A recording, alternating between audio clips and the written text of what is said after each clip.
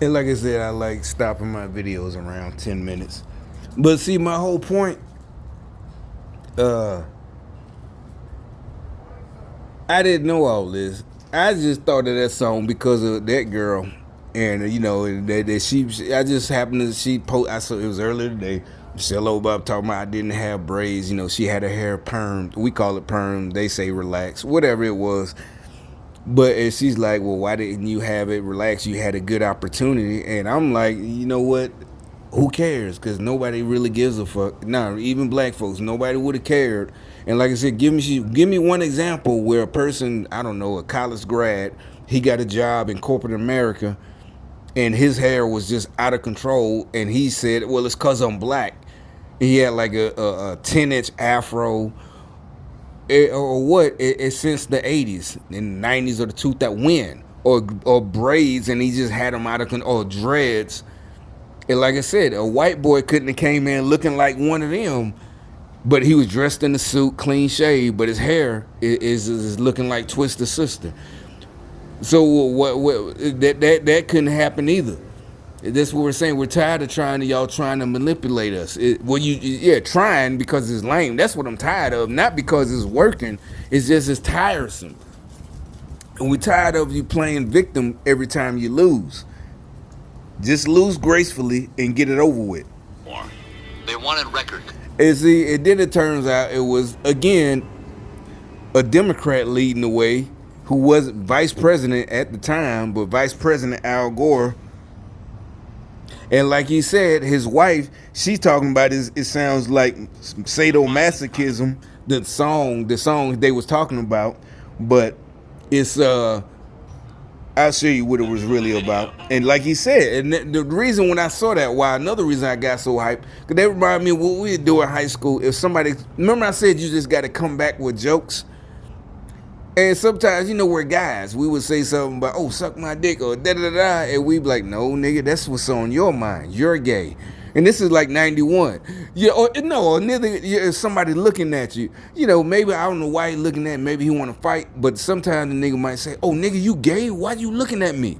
And we'd be like, not we, or the nigga be like, well, like, nigga, no, you know what you did, nigga. I'm looking at you because you fucked up, da da da. You screwed somebody over. You did some fuck shit. If you thinking about gay shit, that's what's on your mind. That's what he's saying. You the one got a dirty mind. The violence is about as serious as a Bugs Bunny cartoon, but not quite as funny.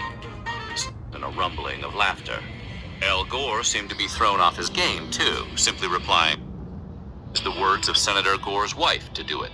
In his open testimony before the Senate, Snyder directly addressed Tipper Gore's contention that Twisted Sister's song, Under the Blade, was sadomasochistic and about bondage. The song, according to Snyder, was actually written for the band's guitar player, Eddie Ojeda, who was about to undergo surgery for the removal of throat polyps. Tipper Gore, however, claimed there was an underlying sexual message in the lyrics. Your hands are tied, your legs are... And also, that's what I said. I guess, it was the same thing as gangster rap. That's why I keep telling y'all. Y'all like, no, gangster. No, I'm talking about 80s and 90s gangster rap. It was the same shit. Cause no, what I'm also is not about cussing. It's about he don't cuss, he don't whatever.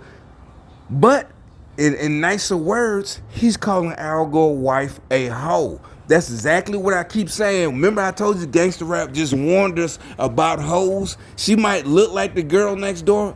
And there's women that look innocent, and they are. But she's one of the ones that's what gangster will tell you how to know the signs of a hoe. She's up there talking about this song is about da-da-da. And he's telling her, he said, your wife has a dirty mind. A gangster rap would have said your wife is a hoe, nigga. She's goddamn fantasizing about sucking dick and fucking, or maybe she actually did. And she just dressed up like she's an innocent housewife. You need to check your girl and find out what she did in the past.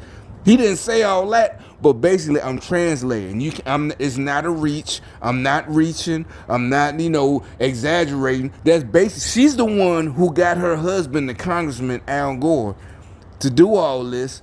And like the man said, and I don't think he's lying, and I'm pretty sure there's hospital records that his bandmate, the Eddie guy, had surgery in that era, in that time period, and that's why they wrote the song for their homie. And she up there thinking that's disrespectful. That first of all, that's like I said, gangster shit. That's why a lot of niggas and nowadays a lot of hoes getting killed because they run it and they don't know what they talking about. This man trying to show respect to his homeboy, his bandmate who make money together and they famous. It ain't even about being famous. And she talking about he talking about some kind of kinky shit, hoe shit, and he, nigga got mad. Like, no, this for my homeboy.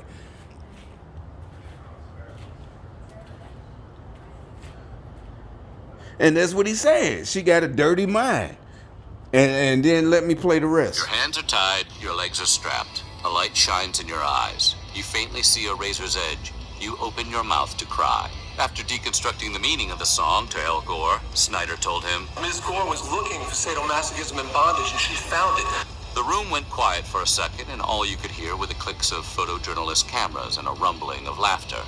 Al Gore seemed to be thrown off his game, too, simply replying, "Yeah," and then moved on to a different line. Yeah, because he fucked up. He couldn't do shit. Yeah, you made an assumption. That happened, like I said, that happened in my high school, and niggas got killed over doing dumb shit. Remember I told you learn from other niggas' mistakes. You don't never make no assumption. See, thankfully that's white folks' world, this and that, and thankfully for I guess really all Americans, D. Snyder, because like the beginning of this video said,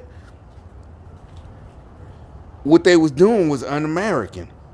Music industry. That's when Dee Snider of Twisted Sister stepped up and showed the world how ridiculous and un-American these attempts at censorship were. Today, we're going to take a look at... See what I'm saying? Oh, that's a good I rewinded right back to the exact spot. I really didn't even know what the timestamp was, but I went back there. See what I'm saying? That means this is some real shit. See what I'm saying? He's look, the Democrat Al Gore, in the future, years later, Mr. Vice President, and then in the future, and nowadays, Mr. getting money off all that fake. Well, anyway, I'll leave. I don't want to get whatever until Elon come up. Elon fixed the Twitter thing and put YouTube out of business because he finna start make Twitter, put YouTube out of business. So anyway. But you know what Al Gore push right now. So anyway, whatever. So the point is,